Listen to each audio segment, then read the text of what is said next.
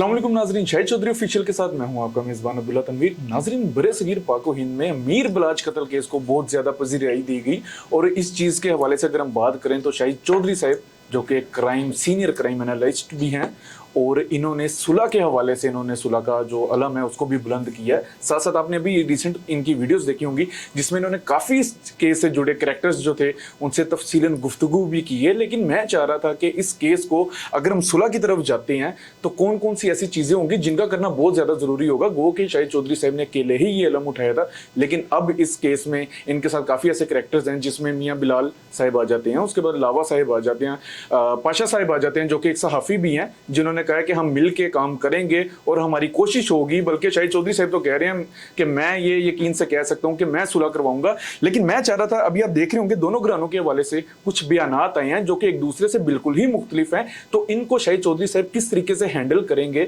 कि बात भी निकल जाए और आग भी ना लगे। तो इसी सिलसिले में मैं चाह रहा था, जिस तरीके से चौधरी साहब ने अभी 10 से 15 इंटरव्यूज दिए हैं अभी मेरे होते हुए, गो कि मैं ऑफिस में लेट आया हूं, लेकिन मैं चाह रहा था थोड़ा सा दिमाग सर हम भी खा लें। अस्सलाम वालेकुम सर। यार वालेकुम सलाम अब्दुल्ला। सर कैसे हैं आप? अल्लाह का शुक्र। अच्छा सर, अभी मैं आपकी वो वीडियो देख रहा था, घर में ही अभी मैं उठा था ना सो के, तो आपकी वीडियो में देख रहा था वो तीफी भट्ट साहब से एक और आपकी कॉल पे बातचीत चल रही थी कि तीफी भट्ट के बयान के बाद सर आपने नोट किया होगा मीडिया में बहुत ज्यादा वाइब्रेशन लग गई है। तो तीफी भट्ट की जाहिर सी बात है आपसे बहुत ज्यादा तफसीलन उन्होंने गुफ्तगू भी की और उन्होंने वाजिया ये कहा है कि मैं दूसरे चैनल्स पे नहीं दूंगा, मैं आपको लाजमी दूंगा। मेरे नज़दीक भी फ्रैंकली ये एक बहुत बड़ी अचीवमेंट है सर आपके लिए, क्योंकि उन्होंने भी देखा होगा आप जिस तरीके से इसके ऊपर अपना एक साफ दिल रख के आप जो अपने काम है उनको सर अंजाम दे रहे हैं। तो सर दूसरी पार्टी के हवाले से, अड्डे वालों के हवाले से आपका क्या मौकफ होगा तीफी भट्ट के बयान के बाद? यार पता है क्या अब्दुल्ला, ये जो मामला है ना, मैं जिस तरह बार बार 40,000 वोल्ट करंट को हाथ लगा रहा हूँ, इन सबको जो है ना यानी कि कोशिश कर रहा हूँ हर बयान जो है ना उसके बारे में जितने भी मुतासरीन इनका मौकफ ले लूँ, और मैं ले रहा हूँ। आपको पता है कि तीफी भट्ट साहब ने बयान दिया है कि जी मेरे घर में जब सुलह के लिए कोशिश शुरू हुई तो कैसर भट्ट मियाँ बिलाल साहब के साथ और नईम शाह साहब के साथ आए। तो कैसर भट्ट ने मुझे जाते वक्त ना हाथ दबाकर बड़ी यानी आवाज़ के ऊंची आवाज़ के साथ ना, जिसको कि नईम शाह साहब और वो जो हैं मियाँ बिलाल साहब उन्होंने सुना, उन्होंने कहा है कि कैसर भट्ट ने जो है ना मुझे ये कहा था सुलह ना कीजिएगा, ये मुनाफिकत की सुलह होगी। अब इसमें जो है ना कैसर भट्ट साहब का जो मौकफ है, शॉर्ट मौकफ थे, मैंने उनसे तीफी भट्ट साहब ने बयान जो दिया है उनका बयान था और उनका मौकफ था। कैसर भट्ट ने कहा जी मैं कलाम पाक पर हाथ रख सकता हूँ और किसी भी मस्जिद में जाकर जो है ना हलफ देने के लिए तैयार हूँ। ये बात तब की है जब सुलह के लिए स्टार्ट हुए हम, यानी कि वो अब देखे ना एक बंदा कुरान पाक पर जिक्र कर रहा है तो मैं मुसलमान हूँ, मैंने तो यकीन कर जाना है। और कैसर भट्ट जो है ना वो झूठ वैसे ही बोलने वाला बंदा है, मेरा यार शायद उसे झूठ बोलना भी ना आता हो, कंफर्म बात आपको बता रहा हूँ, सीधा साधा बंदा है वो। कभी मैंने इसको देखा, आज का तो मैं जानता नहीं, 20, 25, 26, 30 साल से मैं कैसर भट्ट और बाबर भट्ट दोनों के साथ मैं रह चुका हूँ, जेलों में मेरी इनसे मुलाकात हुई है। कैसर भट्ट वैसे ही खरा सच्चा बंदा है। अब तीफी भट्ट रिलायबल पर्सन है, उन्होंने जिस तरह से मेरे साथ बातें की, जिस तरह उन्होंने खुले अल्फाज के साथ हर चीज जो है वो मेरे आगे रखी है, और आपको पता है कि उन्होंने मेरे ऊपर ट्रस्ट किया है, मुझे भाई छोटा समझा, मुझे इतनी इज्जत दी, हालांकि मैं आटे में नमक बराबर हूं। कहां तीफी भट्ट और कहां मैं सर। लेकिन कैसर भट्ट का भी आपने देखा होगा, उन्होंने यूट्यूब पे अपना एक खुद साख्ता वीडियो पे काम दिया था जिसमें वो कह रहे हैं कि सुलह से जो भाग्य वो तीफी भट्ट था। मैं बता रहा हूँ ना भैया, वो बयान जो है ना उन बयानों को आप छोड़ दें। ये जो मैंने मौकफ लिया ना, असल वैल्यू इसकी है कि आप एक चीज अगले के सामने रखते हैं, बयान रखते हैं और उसको कहते हैं इस पर अपना मौकफ दें। अब ये खुद साथ वीडियो जो बनाते हैं उसमें जाहिर है हर बंदा अपने आप को डिफेंड करता है। तो जब आपसे मौकफ लिया जाता है ना, मौकफ का मतलब होता है आप इस बात की तरदीद या तस्दीक करें। तो कैसर भट्ट जो है ना रिलायबल पर्सन है, जाती तौर पर उसको जानता हूं। आप कमेंट बॉक्स रीड करें ना कि लोग अपनी ओपिनियन क्या दे रहे हैं। अब तीसरा जो है ना उसमें अमीर मजहब का वो आ गया, वो जरूरी था। अगर मैं अमीर मजहब का प्रोग्राम ना लेता तो कंट्रोवर्सी पैदा हो जानी थी, लोगों के दिल में बात आनी थी कि पता नहीं अब मजहब वगैरह के साथ कैसर कोई हाथ ना कर दे, या पता नहीं कैसर के बारे में उनके दिल में कोई खुदूरत ना आ जाए। तो उनका बयान आना और उसको पब्लिक करना बहुत मुश्किल काम था, बहुत मुश्किल काम था। मैंने अमीर मसऊद उसने कहा जी हमारे वो बड़े भाई हैं और वो हमारे साथ हैं। अगर वो बयान उन्होंने दिया या नहीं दिया मैं तो सुनना भी नहीं चाहता हूँ, मैं तो ये जानता हूँ कैसर भट्ट जो हमारे बड़े भाई हैं। बिल्कुल। अच्छा सर, एक मैं ना अभी आपने एक तस्वीर लगाई थी जिसमें वाज़ेह नजर आ रहा था बलाज टीपू जो थे वो ऊपर स्टूल पे बैठे होते हैं और जमीन पे जो लड़का बैठा था उसका नाम बकौल वहीद उर्फ वहीदिया उसका नाम था। सर इसका सारा बैकग्राउंड क्या है, क्योंकि उसमें आपने एक बात किया जिसमें वो अमीर फतेह जो था वो खुद कह रहा था कि ये अपना जुर्म मान गया था, तो सर उसके बाद क्या इदारों में भी इसको मतलब सजा वगैरह मिली थी इदारों से? वहीदिया जो है ना, इसका भाई था पिंकी, उसने ना इनके अड्डे के साथ जहाँ पे दीवार खत्म होती है ना, वहां पर उसने एक शेड डालकर ना वो जो तरपाल होता है और अपने भाई पिंकी को बांस वगैरह रखवा दिए थे। और ये जो जिम्मी है ना, ये टीपू का कजन है, मामूजाद भाई है, दियो का मतलब इतना माशाल्लाह उसका कद है, मैंने उसे देखा। अच्छा, वो जो है ना अपनी गाड़ी पर गुजर रहा था और उसने जो पिंकी था उसको कहा कि भाई तुमने किससे पूछ के अड्डा लगाया? उसने कहा भाई मैंने तो अड्डे की दीवार से आके जो अपना अड्डा लगाया हुआ है। हालांकि वीदिया और टीपू क्लास फेलो हैं, ये बात आपको मैं बता दूं। और एक दोस्त और उनके शालमी में जो जॉइंट ये सारे दोस्त है, तो विद्या ने उसको कहा कि लगवा दिया हुआ था और वो अड्डे की दीवार से अगला यानी दीवार के बाद जो है ना अगली दीवार जो वहां पे अड्डा लगा हुआ था। अब यहाँ से जो है ना वो जिम्मी जो उसको अंदर खींच कर ले जाता है और वहां पर वो ना छुरी पकड़ के जो है ना जिम्मी को मार देता है। कुछ लोग वहीद मार देता है सर, विद्या का भाई पिंकी। अच्छा, पिंकी मार देता है। हाँ, वो छुरी मार देता है। वो जो था वो देव कामत माशाल्लाह उनका कजन था जिम्मी, वो जख्मी हो जाता है। और ये वही लड़ाई थी जिसके बाद तीफी भट्ट साहब और जो थे यानी और भी शहर के बहुत ताकतवर अफराद ये अड्डे पर जाते हैं। अड्डे पर ये जाते हैं, वहां पर बाकायदा टीपू उनको जो है अपने सारे पिंजरे वगैरह दिखाता है और तीफी भट्ट अड्डे पे जाके ये सुलह करवा देते हैं। मामला रफा दफा हो जाता है। उसके बाद ये चुदराहट का और ये जो आती है समझ ले कि ये जो अंदरून शहर की घूरागरी और जो भी था ये वहां से सिलसिले स्टार्ट होते हैं। इब्तदाई जंग जो थी ना वो इसी विदिया के सिनेरियो के बाद वो सब कुछ चला। इसके बाद विदिया वगैरह जो है उन्होंने अड्डे पे भी एक दो हमला किया था इन सुलह से पहले। अच्छा। तो उसी पादाश में जो था ना चोरी शफकात, सुल्तान गाड़ा, चोरी सदीक, ये इसमें अहमद खान चदर साहब भी थे, हालांकि ऑनेस्ट आदमी है। और वो जो चोरी शफकात साहब वो इनके वैसे बहुत ज्यादा इनका धड़ा मारते थे। तो ये सारी चीजें जो थी ना इनकी वजह से इनकी खवातीन को इन्होंने उठाया अड्डे वालों को ताल्लुक की बिना पर। तो इन अफसरान ने ले जाकर इनकी खवातीन को थानों के अंदर ना छितर मारे थे। अच्छा। यानी कि उनकी जो है ना शर्म गए, उनके ऊपर जूते बरसाए गए। और यही वो चीज थी जिसका बालाज ने अपने मैंने इंटरव्यू के अंदर भी बालाज की जिंदगी में ये बताया था कि बालाज ने कंटेम्प्ट किया था और उससे ये कहा था हमारे बड़ों को जो है ना खवातीन को थानों में नहीं उठवाना चाहिए था। हालांकि टीपू और बिल्ला इस तरह के लोग नहीं थे जो पहलवान अखाड़ों में जोर करते हैं, दरवेश टाइप होते हैं। पहले जमाने में जो था ना लोग जब बच्चा रोता था ना तो वो कहते थे तो अखाड़े में ले जाओ। तो पहलवान जो होते ना मिट्टी गोड़ रहे होते थे तो वो मिट्टी को गोड़ते गोड़ते बच्चे के सर पे हाथ फेरते बच्चा चुप कर देता। ये दरवेश लोग होते थे। अब किसी को भी देखिए कमेंट बॉक्स में लोग आपको लिखेंगे वो दरवेशों का घर था। ये लड़ाई जो थी पुलिस अफसरान ने इनकी खवातीन को उठाकर तशद्दुद किया और उनकी जो शर्म गए थे उनके ऊपर छितर मारे हो गया। अच्छा सर, वजह से कत्लो गारत हुई। सही। अच्छा सर, अतीक सिंधु से आपने बड़ी तफसीलन गुफ्तगू की और बड़ा आपने सुराहा है अपनी गुफ्तगू में। सर अतीक सिंधु साहब एक चीज कह रहे हैं कि ना तो तीफी भट्ट जो है वो गलत है ना ही बच्चू पहलवान गलत है। सर फिर सही कौन है? पता है क्या होता है, देखिए बात सुने, उन्होंने जो है ना उन्होंने कोई बात छुपाई नहीं। सबसे पहले तो मैं उनको जो है ना अप्रिशिएट इस बात पे करूंगा। उन्होंने देखें अब उनके बयान के बाद कोई ये तो नहीं कह सकता तीफी भट्ट की तरफ झुकाव था या अड्डे वालों की तरफ झुकाया था। उन्होंने जो देखा जो महसूस किया वो सारी चीज देखे ना। पहले वो बयान दे रहे हैं, लोग लिख रहे हैं कि जी तीफी भट्ट साहब की तरफ झुका हुआ है, तो भैया बाद में उन्होंने ये नहीं कहा कि अड्डे वाले जो है ना बच्चू पहलवान, ये भी दुरुस्त है। हालांकि शुरू में उन्होंने कहा कि जी बच्चू पहलवान पता नहीं क्यों इस तरह का बयान दे रहा है, और बाद में जब बयान उन्होंने खोल के वजाहत के साथ पेश किया तो उसमें उन्होंने बता दिया कि असल में ये हुआ है कि मैंने जब वहां पे बात किया ना तो वहां पर तीफी भट्ट का जो है ना मैंने ये उसके बारे में कहा है कि आप इस तीफी भट्ट से सुलह कर लें। मैं गारंटी देता हूँ कि तीफी भट्ट गोगी भट्ट के किसी मामले में नहीं बोलेगा। अब ये बात ही कुछ और है। और ऊपर से उन्होंने ये भी कहा कि अब गौर से सुनो इस रिकॉर्डिंग को, चूंकि मैं पहले रिकॉर्डिंग थी, पहले वो मैंने जो प्रोग्राम था वायरल किया है, अब उस प्रोग्राम का खुलासा कर रहा हूं ताकि आप जूम यानी फिक्रों को किसी और एंगल से ना देखें। मैं आपसे वो एंगल शेयर करूंगा जिस एंगल से मैंने जिस फोरम पे मैंने आपको वो चीज बताई है। तीफी भट्ट के बारे में उन्होंने कहा कि तीफी भट्ट को किसी ने कहा था कि तुम्हारे बेटों का थड़ा जो है ना टीपू ट्रक्का वाले ने मरवाया हुआ है। वो कहते हैं जब टीपू ने कहा कि मुझे कसम दे रहे बच्चों के साथ ये लड़ाई है ही कोई नहीं, तो उन्होंने गुफ्तगू करवाई, यानी कि स्टार्ट हो गई ना फिर सुलह तो वहां पे हो जब आप महालफ से राब्ते में आ जाते हैं। तो ये सुलह की कोशिश और ये काविशें स्टार्ट हो चुकी थी जो कि शहर वालों ने, उन्होंने ये भी कहा ना कि जो शहर वाले जो लोग थे जिनकी दुकानें सजी हुई, पता नहीं वो किसकी तरफ इशारा था, मैं इसके बारे में भी उनसे पूछ लूंगा।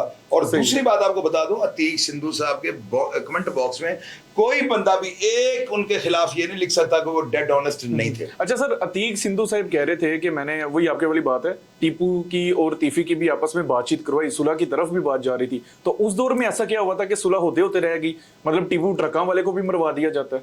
यार वो अंदरून शहर है ना, वहां पे लौंडे लपाड़ों का सारा राज था। वो लोग इधर से उठते थे अड्डे वालों के से, वो जाके बादशाह के पास बैठ जाते थे, बादशाह से उठे आगे अड्डे वालों के पास बैठते थे।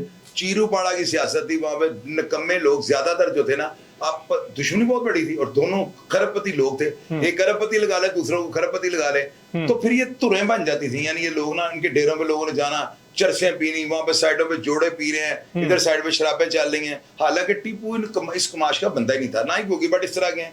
तो फिर ये जो चीजें होती है ना, उधर से इधर, इधर से उधर। अब आप ये देखें अमीर बलाज के जो है ना डेरे के ऊपर लोगों ने कैसी कैसी बातें की, वहां पे डांस पार्टी होती थी, शराबें चलती फिर। और भैया जब कोई बंदा डेरा पहा कर रखेगा ना, हर कमाश के लोग वहां पर जाते हैं, उनके लिए बड़ी बेहतर अमाजगा होती है। हर तरह के मफरूर, इश्तिहारी, शराबे, कबाबे, शबाबे, मुजरों वाले, करप्ट लोग जो होते हैं ना, बल्कि बदउनवान, रिश्वत खोर पुलिस ऑफिसर और हर तरह के अफराद जो है ना आपको इनके डेरों पे नजर आते हैं।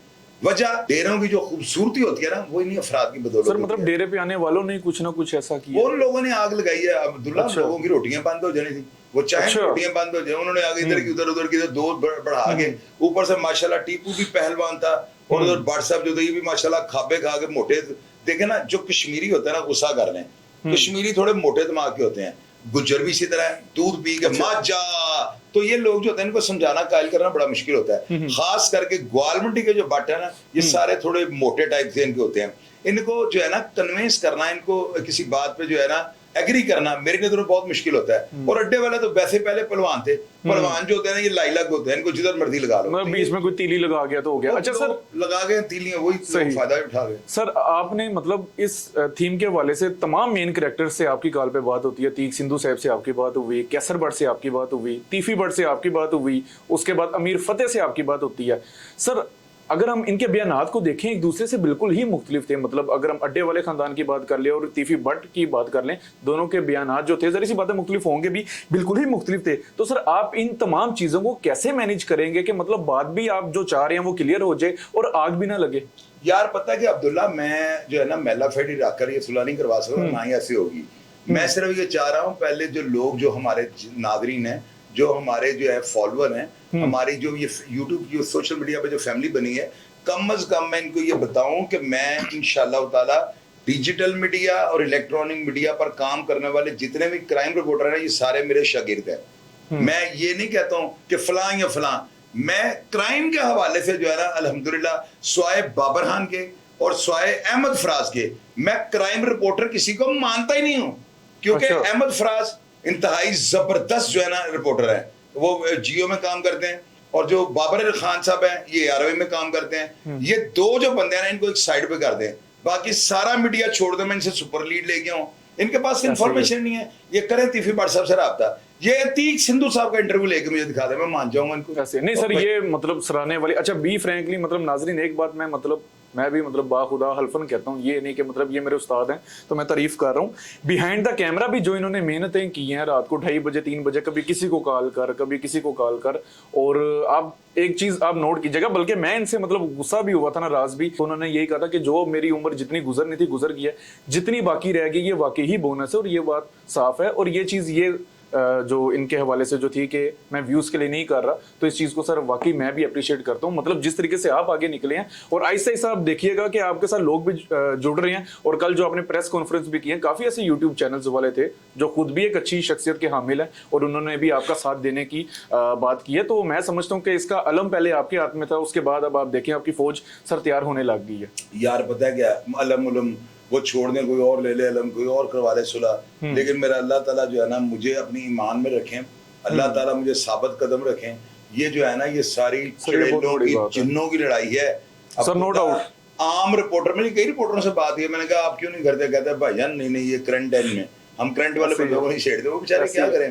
उन्होंने रात को बाइक स्टार्ट करी है, वहां पे 10 तुमचियां डालनी है, 2 कलेजियां, 3 पोटे, 2 नान साथ रहता डालना है, और अकेले बाइक पे उन्होंने सफर करना है। मैं ना दुमचियाँ खाता हूँ, ना मैं कलेजियाँ खाता हूँ, ना मैं पोटे खाता हूँ, और ना ही मैंने बाहर जाना होता है। मेरे जो मुकद्दर में मुझे यहाँ पे अल्लाह ताला दे देता है। अभी वो मेरे भाई हैं हमीद भाई आपके सामने, वो इतना प्यार करते हैं, आपको पता है वो भगवानपुरे से, वो चाइना चौक वाली शादबाग की तरफ से वो आते हैं, वो रसगुल्ले लाए हैं, देखे सियालकोट की मिठाई वो हमारे लिए लेकर आए हैं। बिल्कुल सर, तो ये ऐसे ही है। सारी चीजें जब यहाँ अच्छा पे सर, अल्लाह ताला दे देता है तो हमें क्या जरूरत पड़ी है क्या जरूरत। अच्छा सर, एक बात ना आपको पता होगा कि मुआशरे में बड़ी चलती है कि जब भी दो पार्टीज के बीच में जो सुलह करवाता है वो रगड़ा जाता है। सर मतलब जरी सी बात है, हर जो कहानी होती है उसके दो पहलू होते हैं। अगर आपके ऊपर कोई इस तरह की बातचीत आ जाती है, कैसे आप मतलब सेव वगैरह करेंगे? अल्लाह करे इनकी सुलह हो जाए और मैं मर जाऊं। मैं मरकर भी जो है ना ये चाहता हूं कि बेशक मैं मर जाऊं, इन दो घरों की सुलह हो जाए। अगर मेरे एक बंदे से मरने से कुछ सुइयां तो रुक नहीं जानी। अल्लाह करे कि ऐसे ही हो कि मैं मर जाऊं और इनकी सुलह हो जाए। नहीं सर, अल्लाह आपको जिंदगी दे। अब्दुल्ला पता है क्या, देखो मेरी बात सुनो, अगर आप इस महाज पर आगे जहां पे मैं फोरम पे काम कर रहा हूं, मैं यहाँ पर डर गया तो मैं मर गया। मैं मौत से पहले नहीं मरना चाहता हूँ। ये डर की मौत से ज्यादा खतरनाक होती है। तो मैं तो कहता हूँ जिससे मेरे साथ कोई रिश्तेदारी निकालनी है कॉल कर ले, मैं उसके घर चले जाऊंगा, मुझे चेक कर ले, साइज देख ले, कद देख ले, नाप ले, डीएनए करवा ले, ब्रीड लेनी है तो होम डिलीवरी दे दूंगा। लेकिन अगर मैं फोका निकल आता हूँ, जेली निकल आता हूँ, चलता नहीं हूँ, तो मुझे वापस भेज दे। सर अल्लाह आपको जिंदगी दे से दे। सर सुलह के हवाले से हम बात कर रहे थे, मेरा सुलह के हवाले से एक आखिरी क्वेश्चन है। सर सुलह अगर आप करवाते हैं किन शराइत पे की जाएगी, और क्या ये बात आप कंफर्म करवाएंगे दोनों घराने से कि आइंदा आने वाले जो दिन होंगे वो दोनों घराने अपना पूरा ध्यान कारोबार पे दें बजाय दोबारा कत्लो गारत की जाए? तो गाना ना, कोई शर्त होती नहीं प्यार में, मगर प्यार शर्तों से तुमने किया।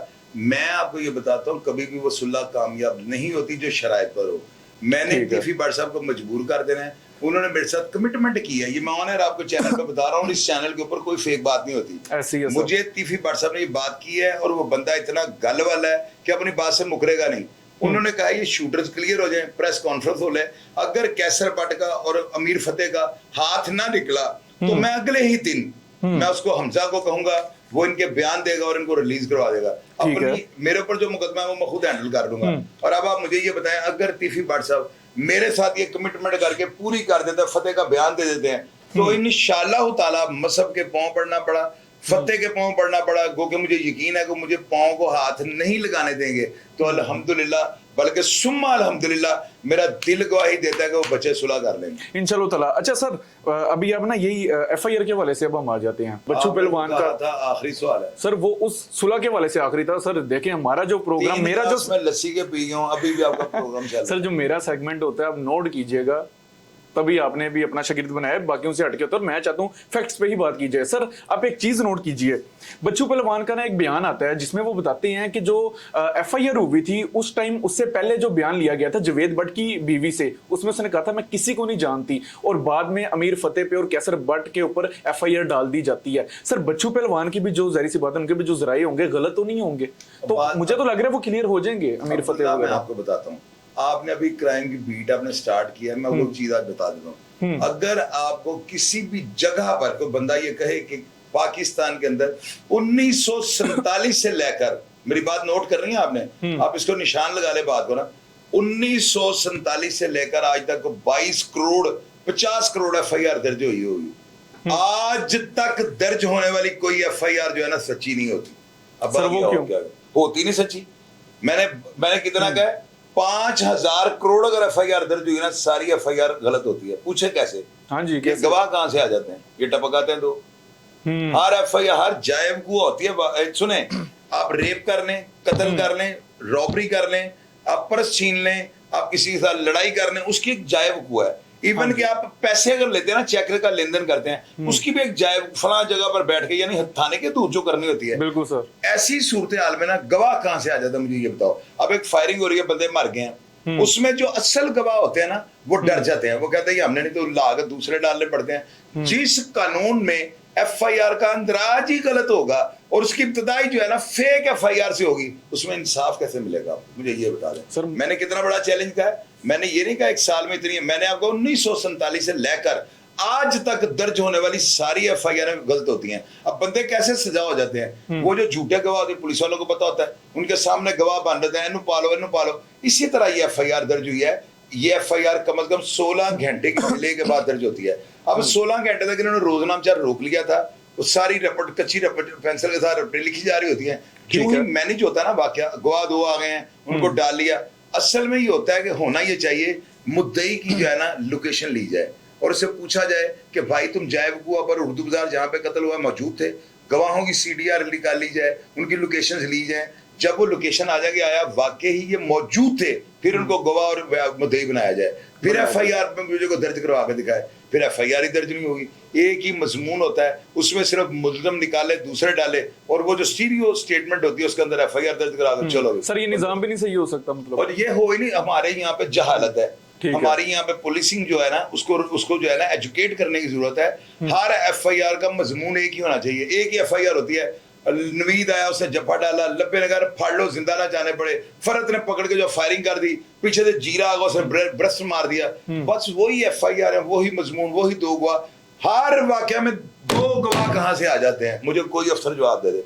मैंने आपको बताया 1947 से आज तक सारी एफआईआर झूठी होती हैं, और मुझसे क्या पूछे? अल्लाह करे सर, अल्लाह करे, मतलब हदायत है सारों को, कोई इंसाफ भी मिल और पाए। नहीं बड़ी यार, बड़ी अदालतें हैं मेरी सर। बात हदायत आ ही नहीं सकती, हम हदायत लेने नहीं चाहते। ठीक हो खुदा ने आज तक उस कौम की हालत नहीं बदली जिसको खुद अपनी हालत के बदलने का ख्याल ना हो। तो अल्लाह ताला ने भी कहा बाज़ लफ्ज़ों में, हम बदलना नहीं चाहते। कंप्यूटर आ गए, फलान आ गए, वो जो एफआईआर है कंप्यूटर पे आ रही हैं, और लेकिन अल्लाह के बंदे दर्ज तो वो इंसान कर रहे हैं। ये दो गवाह आ कहां से जाते हैं? मुझे कोई एक एफआईआर सर इसके ऊपर दो गवाह ना हो, मैं कहूंगा ये सच्ची है। सर इसके ऊपर हम जरूर एक अलग से सेगमेंट बनाएंगे सर। और मैंने 10 प्रोग्राम किए मैं इसके ऊपर सर, एक मैं आपके साथ करूंगा जरूर इंशाल्लाह ताला। अच्छा सर, तीसरी पार्टी का बड़ा वो आपको पता होगा मीडिया पे हाईलाइट किया जा रहा था, क्या पता तीसरी पार्टी हो, तीसरी पार्टी हो। आपको पता है कि वो कह रहे थे अगर कोई भी किसी भी घराने का कत्ल होता है, अड्डे वालों का होता है तो तीफी बड़ पे नाम आएगा, तीफी बड़ का होता है अड्डे वालों पे आएगा, तीसरी पार्टी फायदा उठाएगी। और अभी आपने एक ऑडियो भी लगाई थी जिसमें लाला चूड़ा के हवाले से मतलब बात की जा रही थी कि जो भी करवाया वो उसने करवाया। सर ये कौन है, इसका बैकग्राउंड क्या है? यार चूड़ा ही कह रहे हैं, पता नहीं कहां से आ गया वो लाला। और कोई अंडरवर्ल्ड का बंदा है ये अदारों का काम है ना। हमारे पास तो ऑडियो मैंने चला दी, वो कह रहा है कि ये चूड़ा चूड़ा, नीचे लोग लिखे लाला चूड़ा। वो अदारों का काम है ना। हमने तो जो हमारे पास ऑडियो मुनसिफाना तरीके से हमने ब्रेक कर दिए। ये बाहर से आई थी आपको ऑडियो? ये ऑडियो बाहर से है, बाहर का नंबर है, नंबर भी लोगों को कमेंट बॉक्स में मैंने दिया हुआ है। तो ये जो होते हैं ना, ये इन्फॉर्मेशन होती है हमारे पास, तो जाहिर है इतना मैं क्राइम पे काम कर रहा हूँ, लोग मेरा साथ देते हैं, मोहब्बत करते हैं, अपनी खलूस और प्यार और अकीदत का जो इजहार करते हैं, मेरे से चीजें शेयर करते हैं। और मैं ऐसे ही अदारों को, मैंने वो आईजी पंजाब साहब को, डीआईजी को, डीआईजी सीआईए को, जितने भी अफसरान है मैंने सबको भेज दिया।